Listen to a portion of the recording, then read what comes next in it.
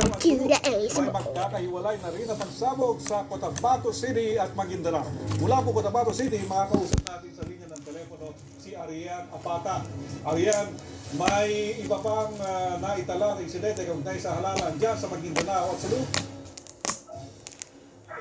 Henry, yung mga nabanggit mo nga na 18 yung nasugatan, ito yung sa mga naitalang insidente ng pamamaril sa pagitan ng mga taga-suporta ng mga local candidates sa probinsya nga ng Sulu at Maguindanao. Mayroon ring nabugbog at natagapa. Dito nagtang ng pagsabog ang mga insidente na katirabalapit sa Cotabato City Hall sa Roosevelt Fed Pasado alas 10 kagabi. Isang sila natagpuan sa mga tinglote malapit sa City Sport. Explosives and ordnance disposal team mula sa 4 p.m. You forgot one thing. Fragments sa lugar. Wala Instagram for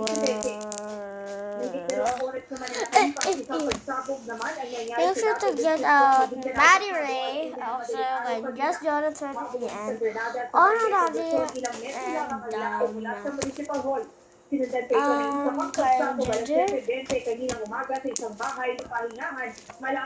Carl Ginger and my videos naman.